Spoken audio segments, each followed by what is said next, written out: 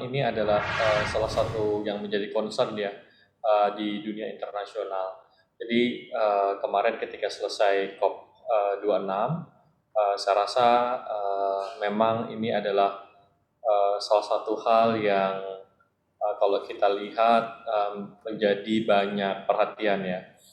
Kalau kita lihat Indonesia sebagai salah satu negara yang mengumumkan ya bahwa kita akan mencapai net zero emisi di tahun 2060 atau lebih cepat jika tentunya misalnya kita ada bantuan dari dunia internasional terkait dengan teknologi ataupun dukungan pendanaan. Nah, maksudnya net zero emission itu bukannya berarti zero emission, Pak, tapi ya tetap ada emisi, tapi ini bisa di offset ya dengan usaha-usaha yang lain, sehingga sebenarnya kalau dilihat kemudian kalau dihitung secara keseluruhan emisinya itu adalah net zero gitu hasilnya. Nah, tadi terkait dengan pajak karbon ya, jadi saya kira perlu diklarifikasi ya tadi yang sudah disampaikan pengantar di awal oleh Bapak Wakil Menteri Keuangan, akan ada mungkin semacam batas atas ya emisi yang akan diterapkan, di mana kalau tidak melebihi dari batas atas tersebut ini yang akan diuji coba untuk di sektor PLTU ya, tentunya tidak akan dikenakan pajak atas karbonnya. Jadi diharapkan ini tentunya bisa menjadi insentif bagi perusahaan-perusahaan PLTU untuk mengusahakan bagaimana supaya target emisi itu bisa tercapai. Jadi tidak perlu melebihi batas atas yang ditetapkan oleh pemerintah. Kalau kita ambil contoh misalnya di Tiongkok, Mbak, mereka ada menerapkan misalnya berapa CO2 yang dihasilkan untuk per kilowatt hour dari PLTU batubara ya yang dihasilkan gitu, atau dari PLTU yang dihasilkan. Jadi ini semacam menjadi benchmark atau acuan gitu. Kalau nggak lebih dari itu ya nggak perlu khawatir, nggak perlu ada denda atau mungkin nanti harus membeli karbon kredit dari lain.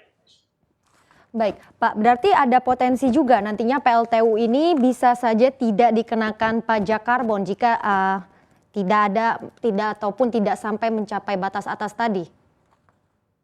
Iya, ada ya memang ya saya kira seperti itu ketentuannya ya.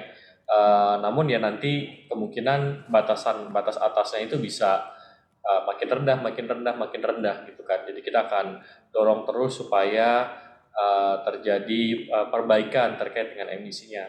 Nah, salah satu yang kita ini hasil dari COP26 kemarin, kita juga bertemu dengan beberapa lembaga yayasan internasional ya, ada Rockefeller Foundation, kita juga ketemu dengan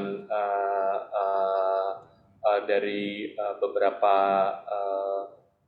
pihak yang lain. Mereka juga berminat untuk ikut dalam program early retirement PLTU batubara. Nah, ini artinya apa, Mbak? Jadi misalnya PLTU-nya itu masih bisa beroperasi kira-kira 20 tahun gitu. Nah, nanti mereka membeli PLTU batubara ini dan mereka akan mempensiunkan lebih dini. Jadi bukan 20 tahun, tapi misalnya 12 tahun atau mungkin bisa 10 tahun lebih awal. Jadi instead of 20 tahun mereka hanya beroperasi PLTU-nya hanya 10 tahun gitu.